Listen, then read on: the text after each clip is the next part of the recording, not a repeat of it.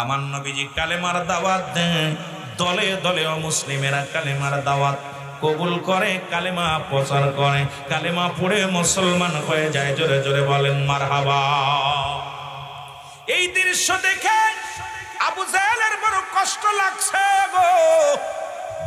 কার কষ্ট লাগছে? জোরে বলেন কার কষ্ট লাগছে? আবু জাহেলের কষ্ট লাগছে। আবু জাহেল, ও মুসলমান শুনে নাও, এত কষ্ট পাইল আব্দুল্লাহর বেটা মুহাম্মদ কি যেন এক মন্ত্র পড়ে, মানুষ দলে দলে তার দলে চলে যায়। আর আমি আবু জাহেল এই মহল্লার বড় নেতা, ধন সম্পদের অভাব নাই, টাকার অভাব নাই, কিন্তু আমার দলে কোনো লোক নাই। কারণটা কি? বড় টেনশনের মধ্যে আছে আবু জাহেল। মুসলমান শুনে নাও, উনি যাইতে যাইতে মুহাম্মদকে বাধাগ্রস্ত করতে লাগলেন, কিন্তু পারে না। চলে গেলেন তৎকালীন জামানায়। ও যুবক, ও মুসলমান শোনো, মিশরে চলে গেলেন। মিশরের বাদশাহ তখনকার তৎকালীন জামানায় নাম হলো হাবিব বিন মালেক। জোরে বলা যাবে না মারহাবা? নাম কি? হাবিব বিন মালেক। নাম কি? হাবিব বিন মালেক। তৎকালীন জামানায় প্রেসিডেন্ট। আবু জাহেল ডাকতে বলে, ভাই আব্দুল্লাহ, এ মুসলমান হাবিব বিন মালেক, আপনার কাছে আমি বিপদে পড়ে আছি। আরে আমার বাতি যাও, আমাদের প্রতিবেশী আব্দুল্লাহর বেটা মুহাম্মদ এই কোথা থেকে এক কালেমা পাইছে, কোথা থেকে এক না কোন কোথা থেকে এক কবিতা মুখস্থ করেছে, যেটা পড়েইলে মানুষগুলো তার দলে চলে যায়। শান্তির দিকে মানুষ বেশি যায়, অশান্তির দিকে মানুষ যায় না। এখন কালেমা পড়ে এই মানুষগুলো দলে দলে তার দলে চলে যায়। কোনো কৌশলে কি তারে বাধা দেওয়া যাবে কি না, তারে ঠেকানো যাবে কি না, একটা পরামর্শ আমারে দাও। কারণ মুহাম্মদ কি হাবিব বিন মালেক কয়, আবু জাহেল চিন্তার কোনো কারণ নাই, শয়তানের সঙ্গে শয়তানের বুদ্ধি, ঘুষখোরের লগে ঘুষখোরের বুদ্ধি। ও মুসলমান শুনে নাও, হাবিব বিন মালেক ডাক দেখে, আবু জাহেল চিন্তা করো না, কারণ মুহাম্মদ তো নীতির বড়ায় দেখায়, সৎ চরিত্রের বড়ায় দেখায়। কারণ মুহাম্মদ সে মুসলমান মুমিন বলে দাবি করে, সে মিথ্যা বলে না, চগলখড়ি করে না, সৎ পথের সৎসন্ধানে থাকে। মুহাম্মদকে যদি একটা মানুষের সামনে ফল ধরায়া দেওয়া যায়, মুহাম্মাদের মাথা নিচু হয়ে যাবে, তোমার মাথা উঁচু হয়ে যাবে, সমাজের মধ্যে তুমি সবার কাছে বড় নেতা হয়ে যাবে। জোরে জোরে চিল্লায়া বলা যাবে না নাউজুবিল্লাহ। হাবিব বিন মালেক কত বড় বদ! উনি বললেন, একটা কাজ করো, আগামী দিন একটা সমাবেশ ডাকো, বিশাল একটা সমাবেশ ডাকবা, ডাকটা দিয়া মুহাম্মদকে দাওয়াত দিবা, রাহমাতুল লিল আলামিনকে দাওয়াত দিবা, আর আমিও সেখানে বিশেষ অতিথি, প্রধান অতিথি হিসেবে থাকবো। মুহাম্মদও প্রধান অতিথি, যেমন আজকের মাহফিলে প্রধান অতিথি একজন, ওদিন হাবিব বিন মালেক প্রধান অতিথি, রাসূলকেও দাওয়াত দিছে প্রধান অতিথি, বিশেষ অতিথি থাকবে আবু জাহেল। নাম কি? জোরে বলেন নাম কি? বর্তমান প্রেক্ষাপটে আলোচনা খুব খেয়াল করবেন। নাম কি? আবু জাহেল। হাবিব বিন মালেক কয়, বাবা একটা কাজ করো, কাজটা হলো দুইটা চেয়ার বানাবা, বেশি চেয়ার মঞ্চে দিবা না, এতগুলো মানুষ বসবে না, কারণ প্রধান অতিথির একটা চেয়ার, বিশেষ অতিথির একটা চেয়ার, বাকিগুলো সব নিচেই বসবে, কারণ সবার মর্যাদা এক হবে না। আয়সা হাবিব বিন মালেক বইছে স্বর্ণের চেয়ারের মধ্যে, আবু জাহেল বইছে রূপার চেয়ারের মধ্যে, বই আলোচনা শুরু করছে। লোকজন বলে, হে আবু জাহেল, তুমি না বলছিলে আজকের মাহফিলের, আজকে অনুষ্ঠানের প্রধান অতিথি থাকবে আব্দুল্লাহর বেটা মুহাম্মদ? আবু জাহেল বলতে, আপনারা শোনেন, উনি যে একটা প্রতিশ্রুতি ভঙ্গকারী, তিনটা চরিত্র যার ভিতর থাকে, সে মুনাফিক, সে মুসলমান বলে দাবি করতে পারে না। আব্দুল্লাহর বেটা মুহাম্মদ সে মুসলমান না।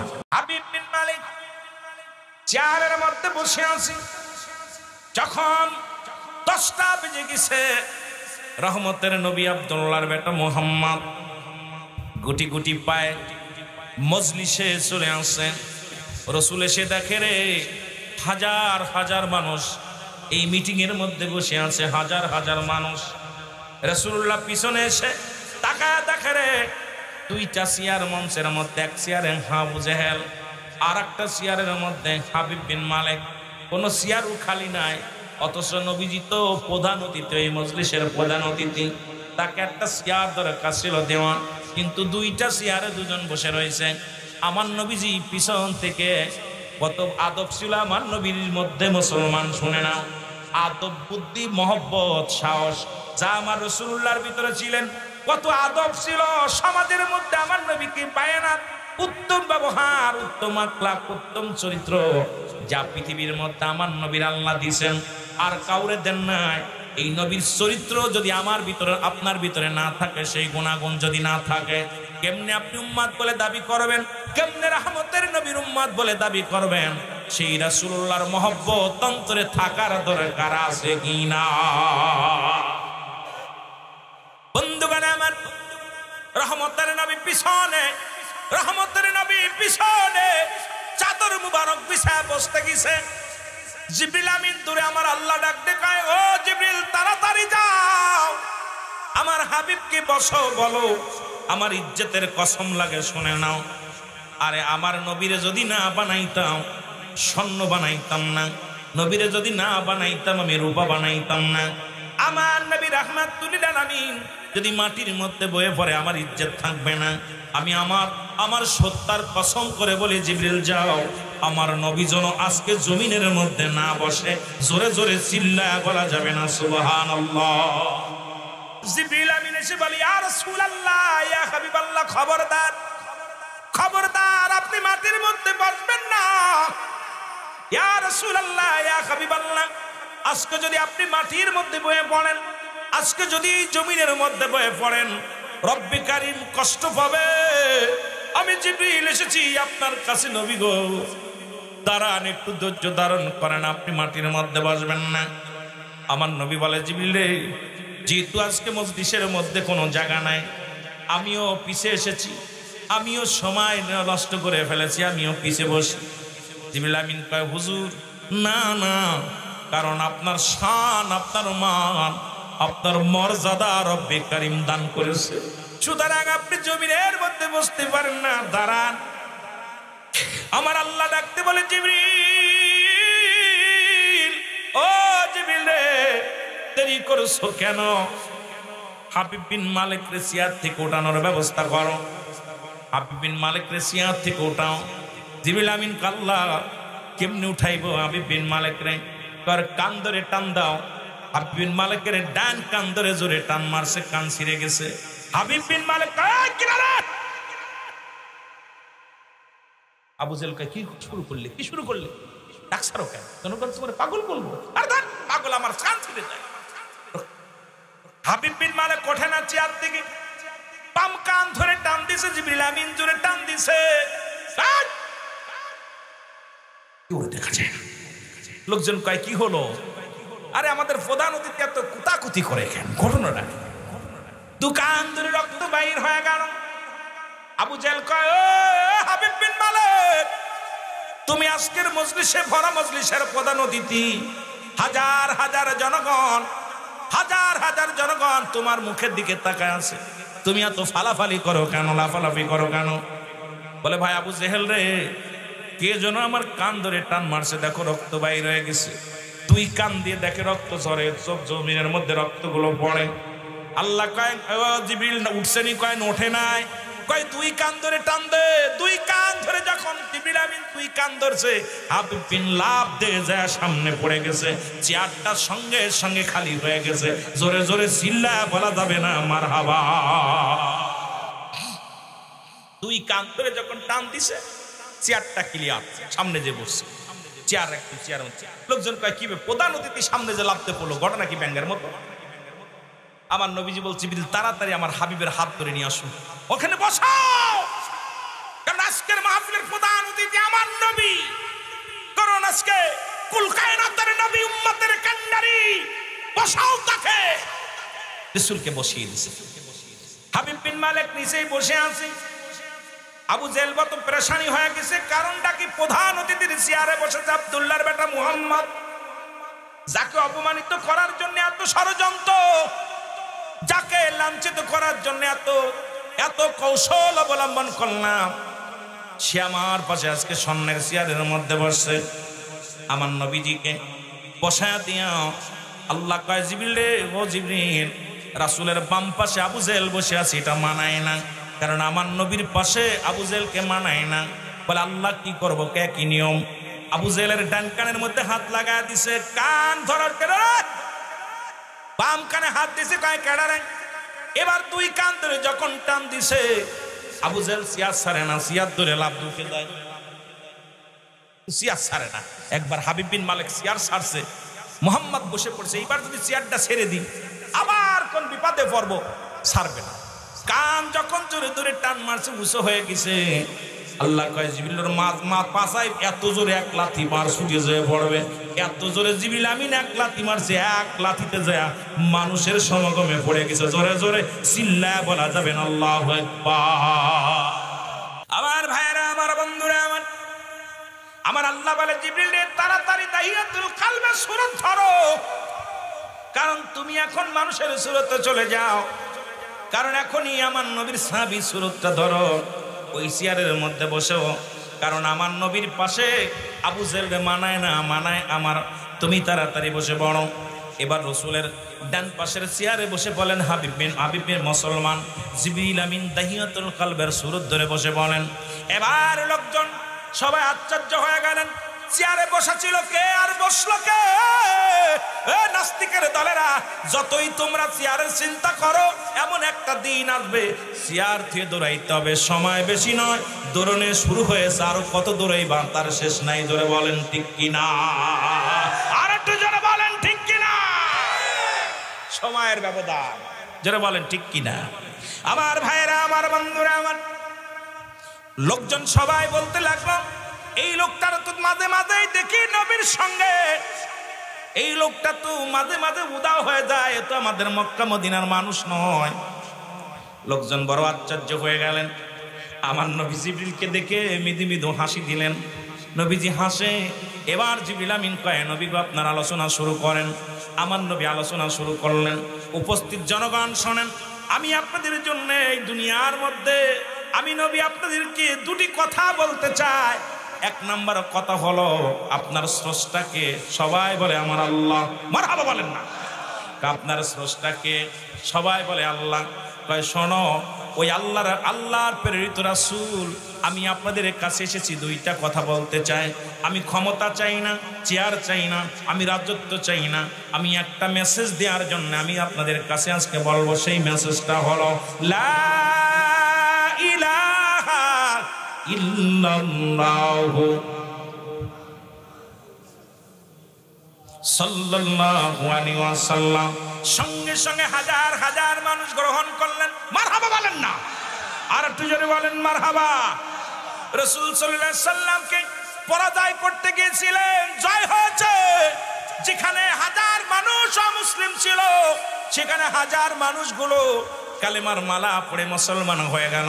আবু জেহেলের মাথায় ঘুম নাই, আবু জেহেলের বড় টেনশন আছে, আবু জেহেল বড় পেরেশানিত হয়ে আছে, টেনশনে আছে। করতে সালাম কি হয়ে গেল, কি নিজেই খাল কেটে কুমির আনলাম, কারণ চাইলাম মুহাম্মদকে সাইজ করতে, এখন নিজেই সাইজ হয়ে গেলাম।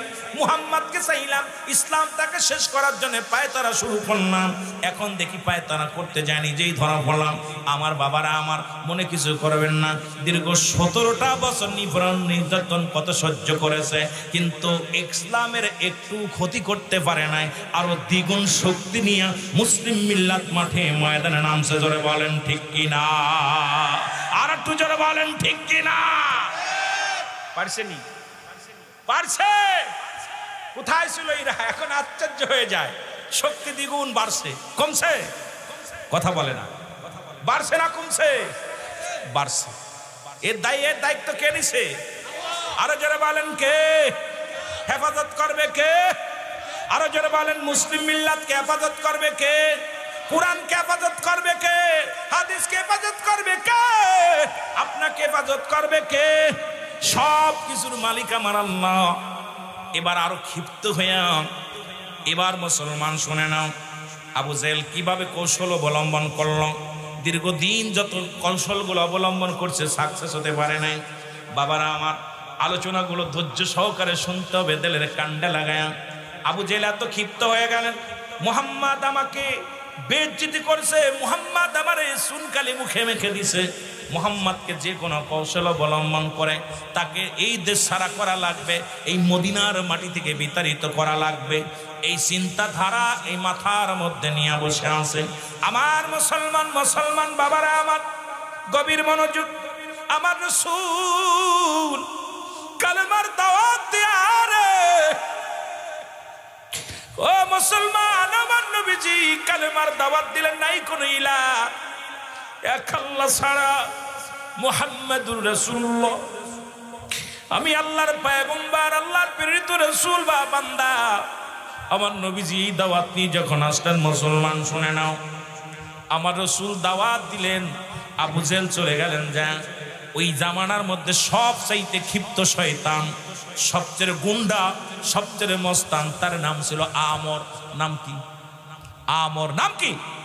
আমরের কাছে চলে গেলেন। আমররে বলে, আমর, আমার ভাতিজা আব্দুল্লাহর বেটা মুহাম্মদ আমার সামনে বিদ্রোহী ঘোষণা করেছে, তুমি যদি তাকে মেরে দিতে পারো, তুমি যদি দুনিয়া থেকে সরাই দিতে পারো, আমি তোমাকে মোটা অঙ্কের পুরস্কার দিব রে।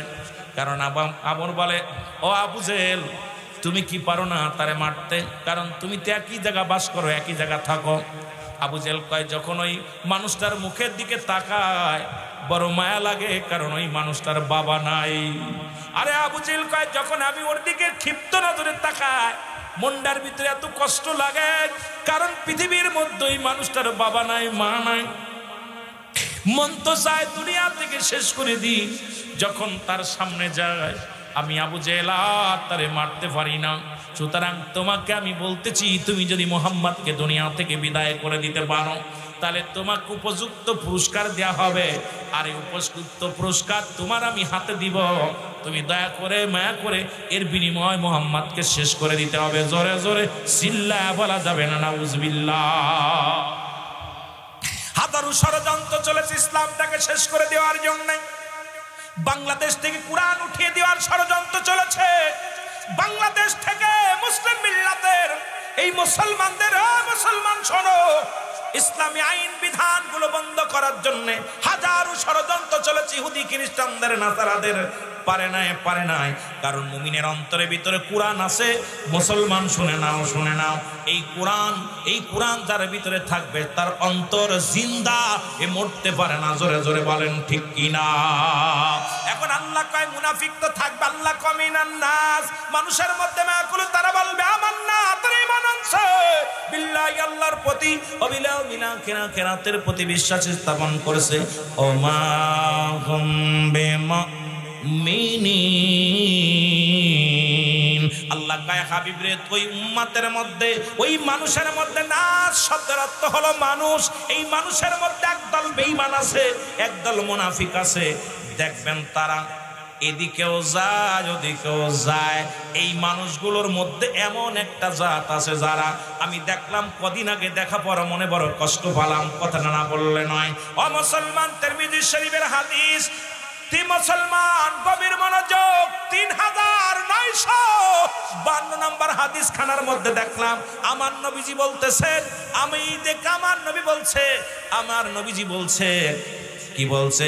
আমার উম্মতের মধ্যে এক দল আসবে, তারা দুনিয়ার মধ্যে নিজেরা মূর্তি পূজা করবে, অন্যকে মূর্তি পূজার জন্য সহযোগিতা করবে, তাদেরকে উৎসাহিত করবে। আজকে আমার হাদিস শরীফের সঙ্গে হুবহু মিলে গেল। মুসলমান শুনে না, 3952 নম্বর হাদিস, তিরমিজি শরীফের হাদিস খানা। সুতরাং আমার দেশের এই কিছু মুনাফিক আলেমদের জন্য ইসলামের কলঙ্ক হয়। আমি বলি, যে দলের হোক না কেন, এই মুনাফিকদের কোনো স্থান নাই। সে যে দলের হোক না কেন, যার জন্য কোরআনের অবমাননা হয়, যার জন্য ইসলামের অবমাননা হয়, যার জন্য আমার নবীজির ইজ্জত হানি হয়, যার কারণে ইসলামকে কুটুত্ব করে, যার জন্য মুসলিমেরা আমাদেরকে ধিক্কার জানায়, সে যে দলের নেতা হোক না কেন, তাকে অচিরেই বহিষ্কার করতে হবে, তাকে দল থেকে বহিষ্কার করতে হবে। কারণ আমার ইসলামটাকে, এটা মামা বাড়ির মুয়া নয়। আপনার নিজের ইচ্ছা মতো চলবেন, নিজের মন গড়া মতো চলবেন, এটাই বিধান আপনাকে দেওয়া হয় নাই। জোরে জোরে চিল্লায় বলা যাবে না ঠিক কিনা? নবীজি বলছে, শেষ জামানের একদল উম্মত, তারা মূর্তি পূজা করবে এবং অন্যকে উৎসাহিত করবে। এবছর দেখলাম অনেক দাড়িওয়ালা, টুপিওয়ালা, অনেক পীর সাহেবের মুরিদরা দেখি নফল নামাজ পড়তেছে, দোয়া করতেছে, ওর জুতাতে ফেটানোর দরকার। তোরে কি জাগার নাই জমিনের মধ্যে যে মন্দিরে যে সিজদা করতে হবে, মন্দিরে যে কোরআন তেলাওয়াত করতে হবে, আর কি কোথাও জায়গা নাই? ইসলামটাকে ছোট করার একটা আর তোর কাউকে দেয়া হয় নাই। ইসলামটা এটা মামা বাড়ির মোয়া নয়। ইচ্ছা স্বাধীন মতো চলবেন, ইচ্ছা মতো চলবেন, ইচ্ছা মতো করবেন, ইচ্ছা ভালো লাগলো পড়বেন, ভালো লাগে না হিন্দু হয়ে যাও, ভালো লাগে না খ্রিস্টান হয়ে যাও, ভালো লাগে না মুসলিম হয়ে যাও। তোমাকে বলা হয় নাই তুমি ইসলামের মধ্যে থাকো, তুমি যাও। তোমার মতো হাজার হাজার কোটি কোটি যদি অমুসলিম হয়ে যায়, আল্লাহর কোনো ক্ষতি আছে? এই জোরে বলেন, কোনো ক্ষতি আছে? ইসলামের কোনো ক্ষতি আছে? সুতরাং তুমি ইসলামটাকে কলুষিত করবা, এটা আমরা মানতে পারবো না। জোরে বলেন ঠিক কিনা? আর একটু জোরে বলেন ঠিক কিনা? আমার ভাইরা, আমার বন্ধুরা, আমার কষ্ট হচ্ছে না? আপনাদের কষ্ট হচ্ছে? নড়াচড়া দেওয়া যাবে না, আলোচনা শুনতে হবে খুব ধৈর্য সহকারে। আমার বন্ধুগণ, আমার রাসূল আকরাম সাল্লাল্লাহু আলাইহি ওয়াসাল্লামকে হত্যা করার ষড়যন্ত্র, নবীকে মারার ষড়যন্ত্র চলে গেলেন মুসলমান শুনে নাও, আরো ক্ষিপ্ত হয়ে গেলেন। এবার আবু জেহেল চলে গেলেন কার কাছে? আমরের কাছে। আমর বলে, আমাকে যদি পুরস্কার দাও, আমাকে যদি মোটাঙ্ক পুরস্কার দাও, তাহলে মুহাম্মাদকে, মুহাম্মাদের কাল্লানে তোমার সামনে দিয়ে দিব। জোরে বলেন নাউজুবিল্লাহ। কত বড় নাস্তিক, কত বড় দুশমন রাসূল! রাসূলকে হত্যা করবে প্রাইজ পায়া, টাকা পায়া, সম্পদ পায়া। তো আমার নবীজি কালেমার দাওয়াত দিয়ে এই মাত্র এসে পাহাড়ের গোয়ায় বসে বসে রয়েছেন নবীজি। আমার নবীজি কান্দে, আল্লাহ আমার বাবা নাই, আমার মা নাই, আল্লাহ গোটা মুসলিম মিল্লাতের জন্য আল্লাহ আমাকে তুমি পাঠাইছো, আল্লাহ আমার উম্মতের জন্য কান্দি।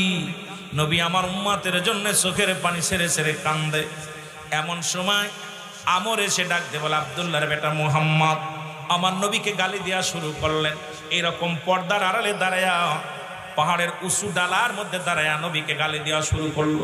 এদিকে তোকে জিহ্বা টেনে ছিঁড়ে ফেলবো। নবীজিকে গালি দিতে লাগলেন, নবীর মাকে গালি দিতে লাগলেন, নবীর বাবাকে গালি দিতে লাগলেন।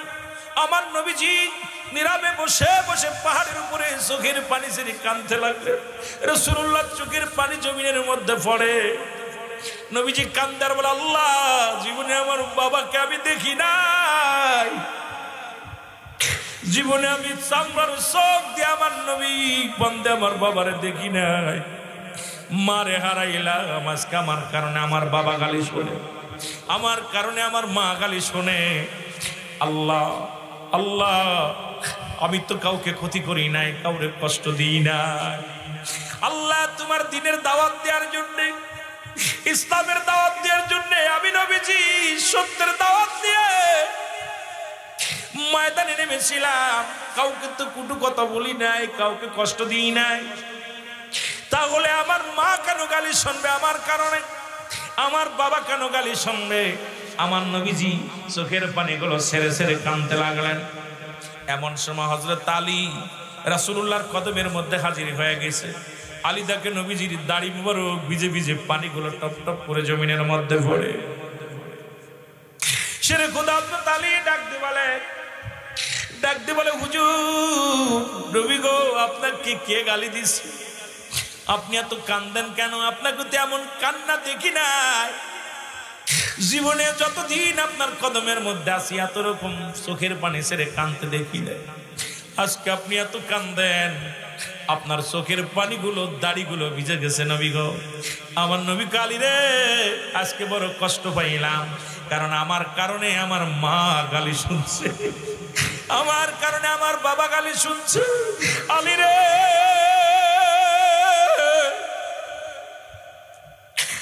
আমি কি অপরাধ করেছি রে? আমি শুধু অপরাধ কি করলাম? আমি তো মানুষের সামনে একটা দাওয়াত দিছি, আল্লাহ ছাড়া কোনো মাবুদ নাই, আল্লাহ ছাড়া কোনো প্রভু নাই, আল্লাহ ছাড়া কোনো ইলা নাই। যারা চন্ড পূজা করত, আল্লাহ বলেন হাবিব ওদের জানায় দাও। আল্লাহ বলেন কুল হুয়াল্লাহু আহাদ আল্লাহুস সামাদ লাম ইয়ালিদ ওয়া লাম ইউলাদ ওয়ালাম ইয়াকুন লাহু কুফুয়ান আহাদ। আল্লাহ ডাকতে বলে হাবিব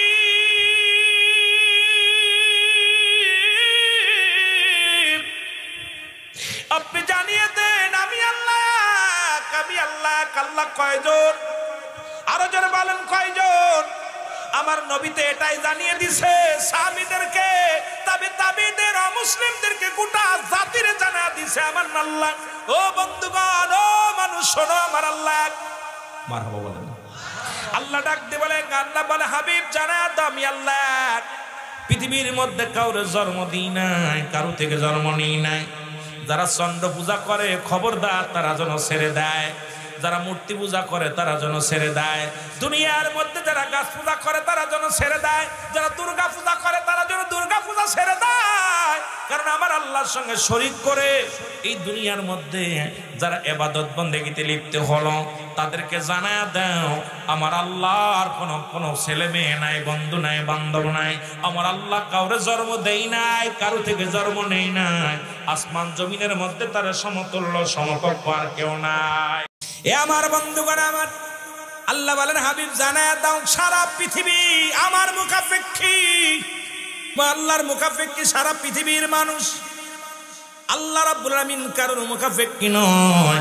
ঘোষণা কার? আর একটু জোরে বলা যাবে না কার? আরো জোরে বলেন কার? আল্লাহর ঘোষণা। আল্লাহ বলে বান্দা আমার নবী জানায়া দেয় এই পৃথিবীর মধ্যে যারা চন্দ্র পূজা করে, যারা মুসলমান প্রতিমা পূজা করে, যারা দেবতা পূজা করে তাদেরকে জানাই দিছেন আমার নবীজি, ও মানুষ তোরা আয়, ফিরে আয়, একমাত্র পূজা কর আমার রব্বে কারিমের, সেজদা কর আমার আল্লাহ। এই দুনিয়ায় ওদিকে সেজদা মেরো না, ওই জমিনের মধ্যে অন্য কারো সেজদা দিও না, এই জমিনের মধ্যে অন্য কাউকে ইলাহ বানায়ও না, একমাত্র তোমার প্রভু, তোমার খোদা, তোমার রব আমার আল্লাহ। জোরে জোরে চিল্লায় বলা যাবে না মারহাবা? আর একটু জোরে চিল্লায় বলেন মারহাবা? আর একটু জোরে চিল্লায় বলো মারহাবা? ও বন্ধুগণ শুনে নাও, রাসূলুল্লাহ আমার নবী রাহমাতুল লিল আলামিন কান্দে আর কালি রে, আমি তো কোনো দাওয়াত, আমি তো সম্পদের জন্য কাউকে আঘাত করি নাই, কাউকে কষ্ট দিই নাই। আমি নবী শুধু এই দাওয়াতটা দিছি লা ইলাহা নাই কোন ইলাহ ইল্লাল্লাহু এক আল্লাহ ছাড়া মুহাম্মাদুর রাসূলুল্লাহ, আমি আল্লাহর প্রেরিত রাসূল বা বান্দা হলাম আমি নবী। এই দাওয়াতটা শুধু দিয়েছি, আমি তো কারোর সঙ্গে হট্টগোল করি নাই, কাউকে জোর করে ইসলামের মধ্যে আনি নাই, কাউকে জোরপূর্বক আমি কালেমা পড়াই নাই, শুধু দাওয়াতটা দিছি। আল্লাহ ছাড়া কোনো ইলাহ নাই, সব কিছুর মালিক আল্লাহ। এর জন্য আমাকে গালি দিছে। আমার নবী বলে, ও আলী আমি বড় কষ্ট পাইলাম এই দাওয়াত দেওয়ার জন্য, আজকে আমার মাকে গালি শুনতে হলো, বাবাকে গালি শুনতে হলো। চোখের পানি ছেড়ে নবীজি কান্দে। আলী বলে, ইয়া রাসূলুল্লাহ, ইয়া হাবিবাল্লাহ, নবী গো, মায়ার নবী,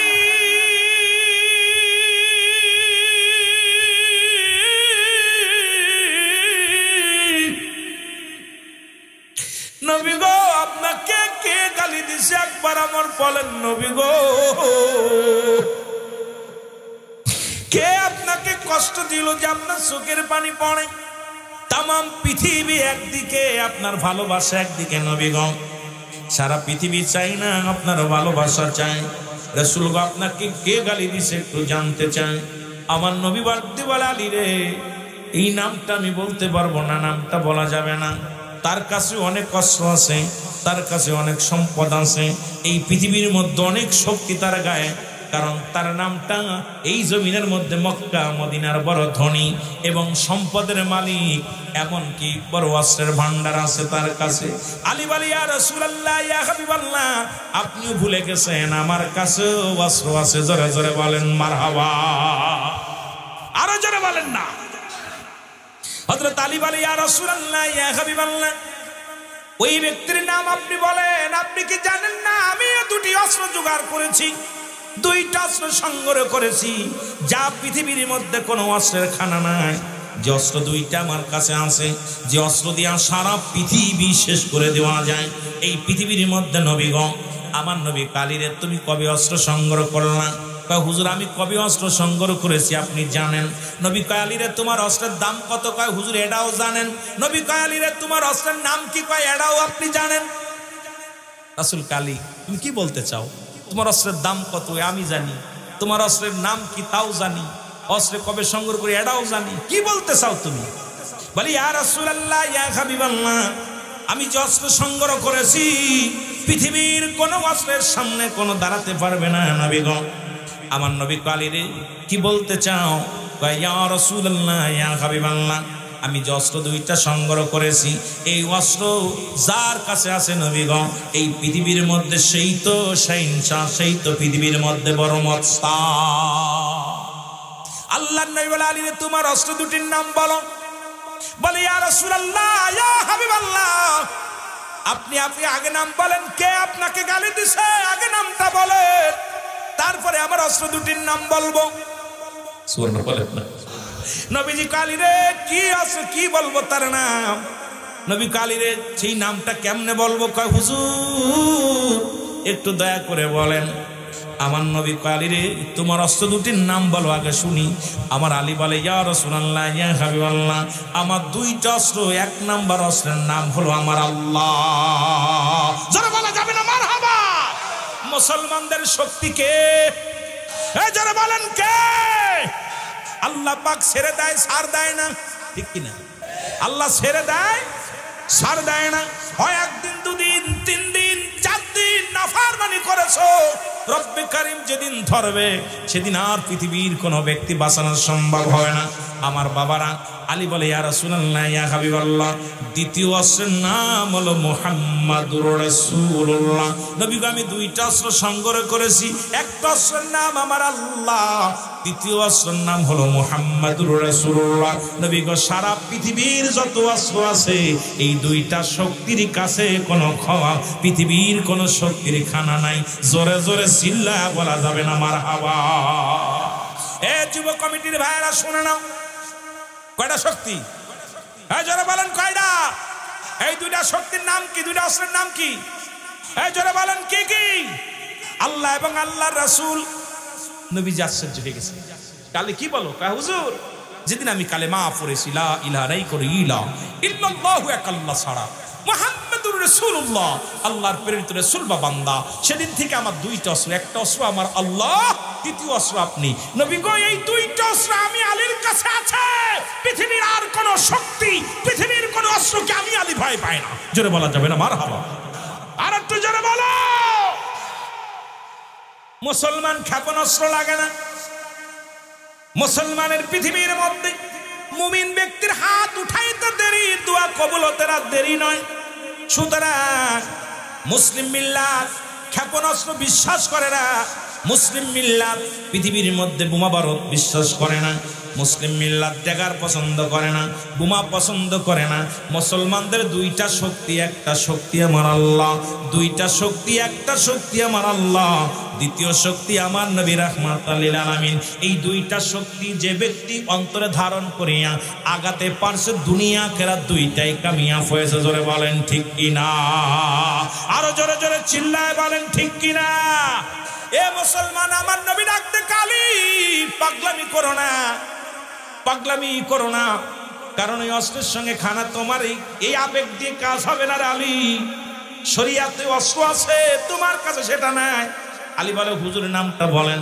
আমার নবী কয় লোকটার নাম হলো আমর। নাম কি? আবার মনে করেন উমর। নাম কি? আমর। সঙ্গে সঙ্গে আলী রওনা হয়ে গেলেন। নবীজি ডাক দা আলী দাঁড়াও। আলী বলে ইয়া রাসূলুল্লাহ আপনার চোখের পানি আমার কাছে অনেক দামি, পৃথিবীর মধ্যে আপনার চোখের পানি পড়েছে আমি সহ্য করতে পারি না। আমার নবীর ভালোবাসার ওয়াজ শুনে যারা উঠাউটি করে মনে করবেন নবীর প্রেম তাদের মধ্যে নাই। আমার নবীর প্রেমের ওয়াজ শোনার পর যাদের মন কান্দে না, মনে করেন নবীর সম্মান যে সহ্য করতে না পারে, এ মুসলমানদের মধ্যে পড়ে না। কারণ নবীর সম্মান যত বলে মুমিনের কলব পরিষ্কার ও ঠান্ডা হয়, বেঈমানদের কলিজা আঘাত লাগে। জোরে জোরে বলেন ঠিক কিনা? আমি দেখলাম রাসূলুল্লাহর সম্মানে, সাহাবীদের সম্মানে কথা বলতেছি, অনেক মানুষ উঠে হাঁটা দিচ্ছে। আপনাদের অন্য কিস্তা কাহিনী কইলে মনে হয় ভালো লাগবে, ভালো লাগবে এগুলো।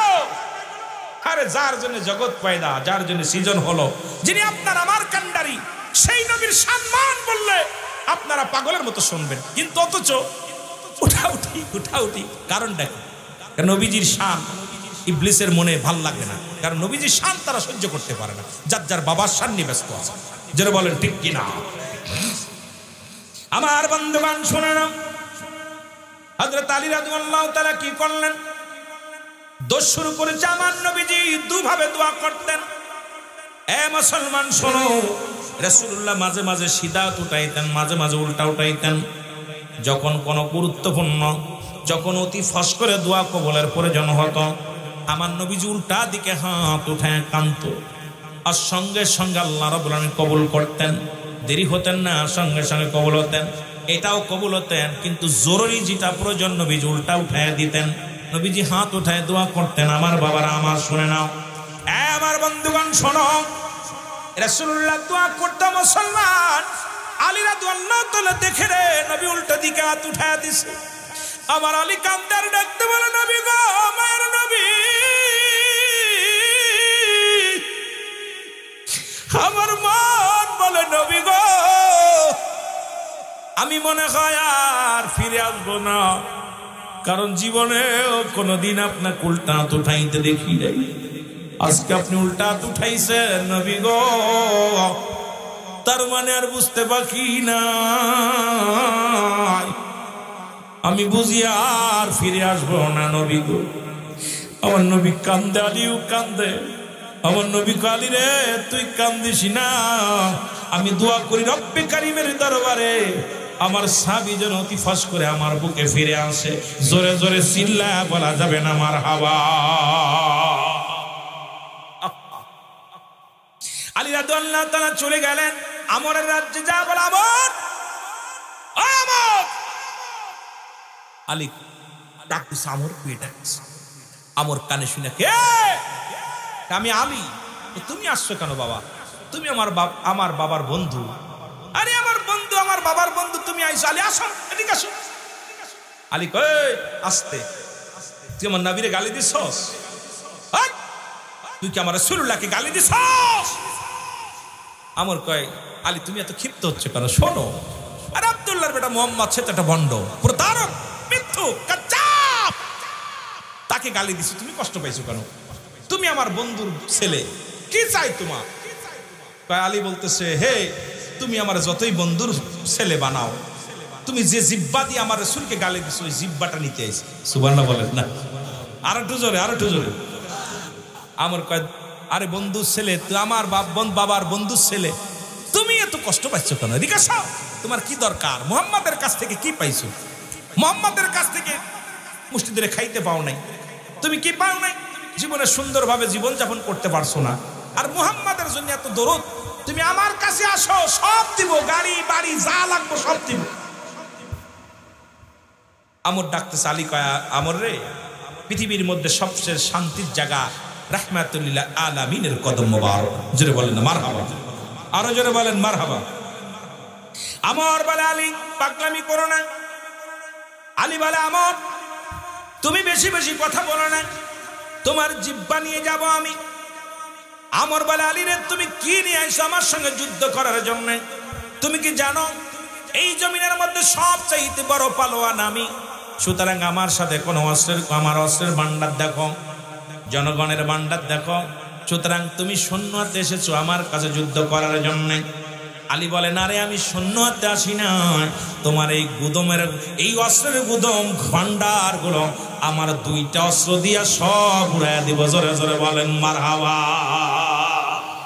উড়াই দেব। আমার কয়, কি রে, খালি হাতে এই ফালাফালি করে করে নাকি? কোনো অস্ত্র তো দেখি না, হাতেও কিছু নাই, পাশেও দেখা যায় না কিছু, অস্ত্র কোথায় পাইলো? আরে কাইতে উড়াই দিব। আমার বলে, আলী তোমার অস্ত্র দুটো দেখাও, দেখি অস্ত্র। আমি তোমার দেখানোর জন্য আসি নাই, তোমাকে ব্যবহার করার জন্য আসছি, তোমার প্রতি ব্যবহার করার জন্য আনছি। শোনো, আমর বলে, তাহলে চালাও, তোমার অস্ত্র চালাও, আমি দাঁড়াইলাম। আলী বলে, না, আমি মুসলমান, যেহেতু আমি তোমাকে আক্রমণ আগে করব না, তুমি আমাকে আক্রমণ করবা, আমি আক্রান্ত হলে তারপরে তোমার আমি আক্রমণ করব। আগে তুমি আক্রান্ত করো, কারণ মুসলিম মিল্লাত কোনোদিন মানুষকে মারতে পারে না। আজকে বাংলাদেশের অলিগলিতে হাজার হাজার মানুষগুলো পিটিয়ে মারা হয়, আজকে মারে দিলে কোনো মায়া নাই। বাবা সন্তান বাবাকে কেটে টুকরা করে ফেলতেছে, বড় কষ্ট লাগে রে।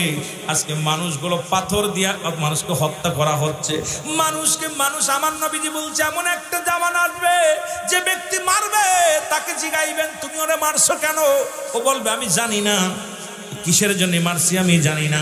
যাকে মারছে তাকে জিজ্ঞানো পড়া তোমারে মারছে কেন, কয় জানি না, কারণ নিজেও জানে না আমার কি অপরাধ, আর যে মারছে সেও জানে না আমি কেন তারে মারছি।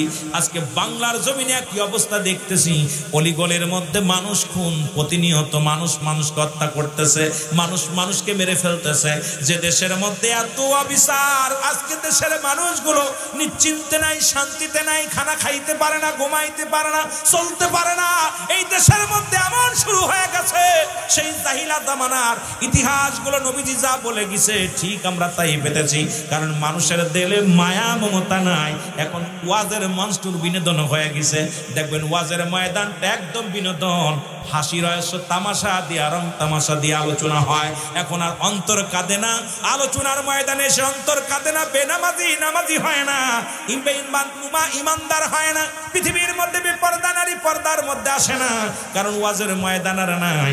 ওয়াজের ময়দানে একটা আয়াত পড়ে শুরু করেছি শুধু গিবত আর সমালোচনা, এটার নাম ওয়াজ নয়, এটা সম্পূর্ণ আজ ওয়াজ নসিহত দিয়ে মানুষের পরিবর্তন হচ্ছে না, কারণ একটাই হলো ওয়াজের ময়দান একটা বিনোদন বানিয়ে ফেলেছে। জোরে বলেন ঠিক কিনা?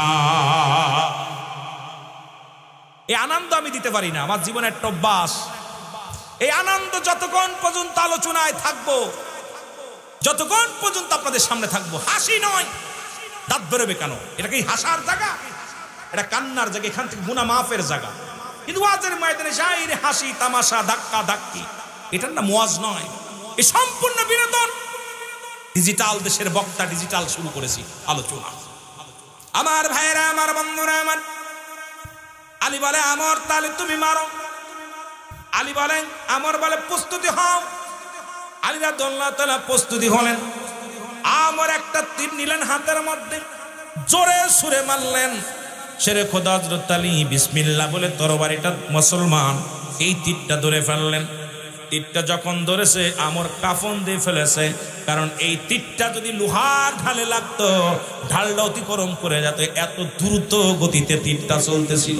এই তীরটা একজন যুবক, আজকে যুব সমাজের উদ্যোগে মাহফিল, একজন যুবক শেরে খোদা হযরত আলী তীরটা ধরে ফেলেছে। জোরে বলেন মারহাবা, আর একটু জোরে বলেন না মারহাবা। আর একটা তীর মারতে গেছে, আলী বলে দাঁড়াও, কথা ছিল তুমি একটা মারবা আমি একটা মারবো, তুমি মেরেছো, তুমি এবার প্রস্তুতি নাও। আমর বলে বাবা মারো, কারণ তোমার ওই তীর আমার পর্যন্ত আসবে না। আলী বলে যেহেতু তুমি আমার বাবার পরিচয় দিছো, তুমি আমার বাবার বন্ধু ছেলে, সুতরাং তোমার চোখের দিকে তাকাইলে মায়া লাগতে পারে। ঢাল ধরো, ভালো একটা ঢাল ধরো, ভালো একটা আড়ালে দাঁড়াও, কারণ তোমার মুখের দিকে তাকাইলে আমার বাবার কথা মনে পড়ে যেতে পারে যে বন্ধুর ছেলে, যেহেতু তুমি আমারে বলেছো আমি নাকি তোমার বাবার বন্ধুর ছেলে, চোখে চোখ পড়ে গেলে মায়া লাগতে পারে, তখন হয়তো তোমার প্রতি দয়া আসতে পারে। এদিকে আমার রাসূলুল্লাহর প্রেম জাগছে অন্তরের ভিতরে, সুতরাং তুমি একটা ঢাল আড়াল করে ধরো। আমর চিন্তা করে ওই বেটার গায়ে যে শক্তি, এত জোরে তীরটা ঠেকা দিছে, এখন যদি ঢাল না ধরি তাহলে হয়তো আমিও থাকবো না। একটা লোহার বড় একটা লোহার মুসলমান লোহার গম্বুজ ধরলেন বা ঢাল ধরলেন। হযরত আলী ইয়া রাসূলুল্লাহ বলে যখন আক্রমণ করলেন, ওই লোহার ঢালটা বেত হইয়া আমরের বুকের মধ্যে লেগে পার হয়ে গেছে। জোরে বলা যাবে না মারহাবা। আমর আস্তে আস্তে পড়তে আলীর পায়ের নিচে, উপর থেকে নিচে আলী তাকায় দেখি করে লোক কই দেয় পার করে। আমর কালী তোমার কাছে পায়ে মাফ চাই, তুমি ছেড়ে দাও, ছেড়ে দাও। আলী কয় না, আমার রাসূলকে গালি দিছো, আরে আমার নবীকে গালি দিছো, আর আমি যুবক বেঁচে থাকতে, এ যুবক, রাসূলুল্লাহর উপরে আক্রমণ হয়, কোরআনের প্রতি আক্রমণ হয়, ইসলামের প্রতি আক্রমণ হয়, আমরা যুবকরা লজেন্স খাওয়া শুরু করেছি। আমার বাবারা, হযরতে শেরে খোদা হযরত আলী যুবক, টকটকে যুবক, উনি কি করলেন? গলার মধ্যে পাড়া দিলেন, পাড়া দিয়ে আপাত জিব্বা বাইর হয়ে গেছে, বাম হাত দিয়ে জিব্বাটার এক টান দে ছিঁড়ে নিয়ে রাসূলুল্লাহর কদমের দিকে রওনা হয়ে গেছে। এসে দেখে আমার নবীজি চোখের পানিগুলো ছেড়ে ছেড়ে কান্দে, ডাকতে বলে ইয়া রাসূলুল্লাহ, ইয়া হাবিবাল্লাহ, আপনার আশেক, আপনার যুবক আপনার কদমে হাজির হয়ে গেছে। নবী গো, মায়ার নবী, তাকা দেখেন গো, আর চোখের পানি ফেলেন না। যে জিব্বা দিয়ে আপনার গালি দিয়েছিল সেই জিব্বাটা আমি ছিনিয়ে আনছি। আমার রাসূল চোখের পানিগুলো মুছে ডাকতে বলে রব্বে কারীম, আমার আলী আমাকে এত ভালোবাসে, তুমি ইসলামের বিজয় সৈনিক বানিয়ে দাও পৃথিবীর মধ্যে। আল্লাহ, তাকে তুমি এত শক্তি, এত ঈমান, এত বুদ্ধি, এমন মেধা তুমি দান করো, যা মক্কা মদিনার জমিনে আল্লাহ তাকে যেন জ্ঞানের ভান্ডার। সবাই বলে জোরে জোরে বলেন মারহাবা। আর একটু জোরে বলো। আজকে সারা বাংলাদেশে কোরআনের পাতা ছেড়ে কোরআনের পর পা রাখে যুবকরা মাঠে নাই, ময়দানে নাই। আজকে নবীজিকে গালি দেয় যুবকরা ময়দানে নাই। সব লজেন খাওয়া শুরু করেছে। সব যুবক মমতার পাগল, সব যুবকের পাগল ওর পাগল। হ্যাঁ যুবক, কারণ যুবক বয়সী হবে জান্নাতি, আল হাসান হুসাইন হবে জান্নাতের সর্দার। সুতরাং আমার বাবারা আমার শুনে নাও, যে কথা বলতেছিলাম, এই যুব সমাজ আজকে যে মাহফিলের আয়োজন করেছে, এই যুব সমাজকে সাধুবাদ জানায়। রাসূলুল্লাহর মহব্বত, কোরআনের মহব্বত, হাদিসের মহব্বত তাদের অন্তরে ঢোকার কারণে আজকে আমার বাবারা আমার এই কোরআনের মাহফিলের আয়োজন করেছে, যার ভিতরে কোনো সন্দেহ নাই। আল্লাহ বলেন যালিকাল কিতাবু লা রাইবা ফীহি। আল্লাহ বলেন যার মধ্যে কোনো সন্দেহ নাই, যার মধ্যে কোনো ভুল নাই, যার মধ্যে কোনো জেরের ভুল নাই, জবরের ভুল নাই, নুক্তার ভুল নাই, এটা মানে কারা? একমাত্র আল্লাহ বলে হুদাল্লিল মুত্তাকিন। আল্লাহ বলে হেদায়েত প্রাপ্ত বান্দা যারা, এই কোরআন মানবে তারা, নবীর বিধান মানবে তারা। আর হেদায়েতের মধ্যে যারা নাই, কোনদিন কোরআন মানবে না, কোরআনের কিছু অংশ মানবে, কিছু অংশ মানবে না, ওদের জন্য আমি আল্লাহ রেখে দিলাম কাফিরিন। আল্লাহ বলে কাফের, বেঈমান, মুনাফিকদের জন্য আমি আল্লাহ প্রস্তুতি করে রাখলাম সাতটা জাহান্নাম। কিরা কিরা যাবেন একটু হাত তোলেন। যেখানে নবী, যেখানে আল্লাহ সেখানে নবী। লিল্লাহে তাকবীর শব্দের অর্থ হলো তাকবীর দাও আল্লাহর জন্য, আর নারায়ে তাকবীর উচ্চ আওয়াজ আল্লাহর জন্য তাকবীর দাও। দুইটা শব্দ একই শব্দ। এখন আপনাদের এলাকায় বেশিরভাগই কয় লিল্লাহে তাকবীর। এখন আওয়াজ শব্দের অর্থ হলো তাকবীর দাও আল্লাহর জন্য, আর নারায়ে তাকবীর উচ্চ আওয়াজে আল্লাহর জন্য তাকবীর দাও। এখানে আমার নবীজির শান, আমার নবীজির মান যদি আমরা মুমিনেরা বাড়িয়ে দিই, লস আছে? জোরে বলেন লস আছে? উনি কে? আমার আপনার বিপদের কান্ডারি, রাহমাতাল্লিল, আরো জোরে রাহমাতাল্লিল আলামিন। এটা বললে হয়তো আমার কইব মনে হয় বেদাতি হুজুর। আরে কে কি বললো? আমার নবীরে ভালোবাসার কারণে কে আমারে ফতোয়া কি দিল দেখার বিষয় না, আমার জীবনের চাইতে আমার নবীকে ভালোবাসে। যেটা বলেন ঠিক কিনা? কে ভালোবাসলো আর না বাসলো কিচ্ছু যায় আসে না আমার। কারণ নবী লাগবে কবরে, নবী লাগবে মিজানে, নবী লাগবে ফুলসরাতে, নবী লাগবে ইয়াউমাল কিয়ামতের ময়দানে। নবীর ভালোবাসাই হলো ইমানি দায়িত্ব। যেটা বলেন ঠিক কিনা? আর একটু জোরে বলেন ঠিক কিনা? মহব্বতের সঙ্গে এ মুসলমান শোনো, সুতরাং মুমিনের জন্য, মুত্তাকিনদের জন্য রব্বে কারীম রেখে দিয়েছে, কাফের বেঈমানদের জন্য রেখে দিয়েছে একটা জায়গা, সেটা হলো জাহান্নাম। আর ইমানদারদের জন্য রেখে দিয়েছে একটা জায়গা, সেটা হলো জান্নাত। সুতরাং আমরা জান্নাতে যেতে চাই কি চাই না? আর একটু জোরে বলেন চাই কি চাই না?